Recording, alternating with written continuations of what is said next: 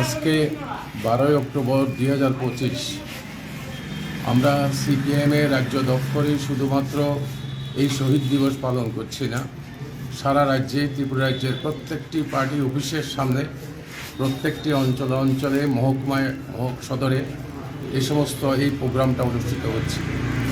আমাদের মূল প্রোগ্রাম হওয়ার কথা ছিল বীরচন্দ্র বনুতে, যেখানে আমরা শহীদদের স্মরণে স্মৃতিস্তম্ভ তৈরি করেছি, কিন্তু আমাদের অনুষ্ঠান করতে দিল না।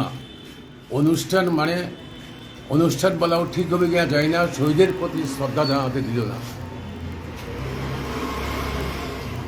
1988 সাল 12 অক্টোবর বীরচন্দ্র বনুতে শুধু নয়, সারা ত্রিপুরা রাজ্যে চলছিল আধা ফ্যাসিস্ট সন্ত্রাস, কংগ্রেস উপজাতি যুব সমিতির জোটের রাজত্ব। কমিউনিস্ট পার্টি প্রায় নিষিদ্ধ ঘোষণা করেছে, পার্টি অফিসগুলো বন্ধ করে দিয়েছে।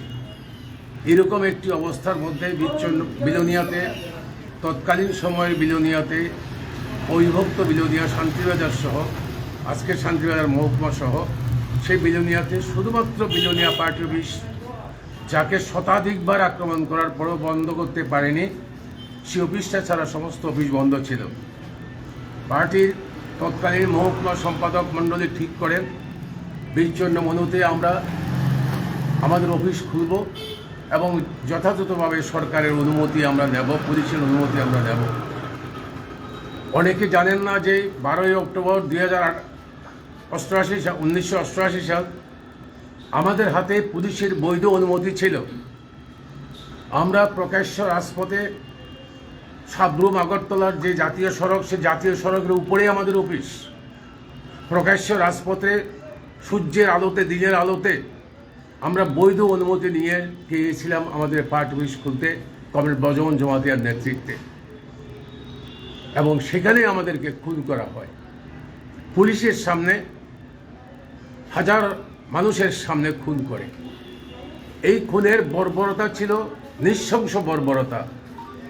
এই বর্বরতার বিরুদ্ধে সারা দেশের মানুষ, বামপন্থীরা নয়, সেই দেশে সেদিন যারা কংগ্রেসের বিরুদ্ধে, রাজীব গান্ধীর সরকারের বিরুদ্ধে যারা আন্দোলন করছিলেন, বিভিন্ন রাজ্যের আঞ্চলিক দলগুলো, সমস্ত দলগুলো প্রতিবাদে সামিল হয়েছেন।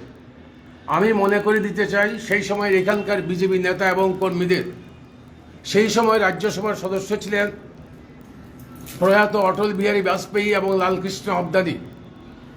বীরচন্দ্র বনুর ঘটনা রাজ্যসভায় উঠার পরে তারা বলেছিলেন অসভ্য বর্বর সরকার চলছে এখানে কোনো সভ্যতার আলো নেই, সরকার দেখবে কিনা।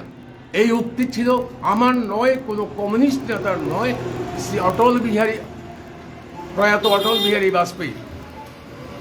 আর আজকে 2025 সাল, আমি আজকের ঘটনার কথাটা একটু গুরুত্ব দিতে চাই, যে আজকে 2025 সাল, নরেন্দ্র মোদীর নেতৃত্বে বিজেপির কোয়ালিশন সরকার, আমাদের রাজ্যেও প্রফেসর ডক্টর মানিক শাহর নেতৃত্বে জোট সরকার চলছে। এখানে আমরা আমাদের শহীদদের প্রতি শ্রদ্ধা জানাবো, সেই অনুমতি 1 মাস আগ থেকে পুলিশ এবং দক্ষিণ জেলা প্রশাসনের কাছে আমাদের কমরেডরা বারে বারে আবেদন জানিয়েছে, আবেদন প্রত্যাহার হয়েছে, আবেদন বাতিল করা হয়েছে। আমাদের আবেদন গ্রহণ করা হয়নি। শুধু এবার নয়, গত কয়েক বছর যাবৎ এই ঘটনা চলছে। বিজেপি, এটা কি সিপিআইএমের কোনো মিটিংয়ের প্রশ্ন না। স্বামী হারা বধূ তার স্বামীর সমাধিতে একটা ফুল দিতে পারবে কিনা, মাতৃহারা, সন্তান হারা মা তার শহীদ বেদিতে একটা মালা দিতে পারবে কিনা, একটু চোখের জল ফেলতে পারবে কিনা, এটাও নিষিদ্ধ। ডক্টর মানিক শাহর নেতৃত্বে বিজেপি সরকারের রাজত্বে এটাও নিষিদ্ধ। সেদিন ছিল আধা ফ্যাসিবাদী সন্ত্রাস, আর আজকে এই সন্ত্রাস এমন জায়গায় চলেছে, মানুষ খুন হলে পড়ে সেই মানুষের নিকটাত্মীয় পরিজনরা দুঃখ করার, শোক করার সময় সুযোগ দেবে না। এই বর্বরতা, এই নৃশংসতার কোনো ভাষা নেই। এ হচ্ছে আদিম সভ্যতা। সেই সভ্যতা ভারতবর্ষের মধ্যে ত্রিপুরা রাজ্যে চালু করেছে বিজেপি। এই বিজেপির বিরুদ্ধে আমরা এটাই বলতে চাই যে আজকে আমাদের দেশে কর্পোরেট সংস্থাগুলো হিন্দুত্ববাদী তালিবানিরা একত্রিতভাবে এখানে দ্রুত দেশে ফ্যাসিজমের পথে নিয়ে যাচ্ছে।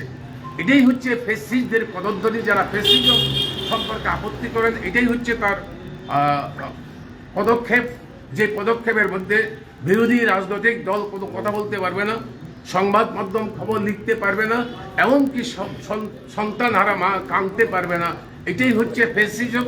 সেই ফ্যাসিজমের পথে ভারতবর্ষে দ্রুত চলছে।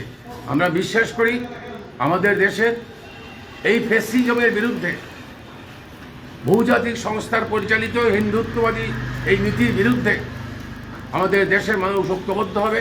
দল মত ধর্ম নির্বিশেষে আমাদের দেশের যে সংবিধান, সেই সংবিধানের মূল কথা হচ্ছে আমি আমার নিজের পছন্দ মতো সরকার করব, নিজের পছন্দ মতো রাজনৈতিক দল করব, আমার কথা বলার স্বাধীনতা থাকবে।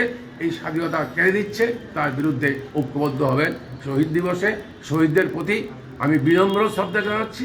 তাদের শোক সন্তপ্ত পরিবার পরিজনদের প্রতি সমবেদনা জানিয়ে আমি শুধু বলতে চাই, আসুন ত্রিপুরার সমস্ত অংশের নাগরিকরা যে কোনো রাজনৈতিক দলের হবেন না কেন, ছত্রছায়ায় থাকুন না কেন, জাতের ধর্মে বর্ণে নির্বিশেষে এগিয়ে আসুন, যেন এই জোট সরকার, এই যে বিজেপি পরিচালিত জোট সরকারের ফ্যাসিজমের পথে যে দ্রুত অগ্রসর হচ্ছে, সেই প্রক্রিয়াকে রুখে দিই, গণতান্ত্রিক বাতাবরণ তৈরি করার জন্য চেষ্টা করি। অতটুকু বলে আমার কথা বলা শেষ করছি।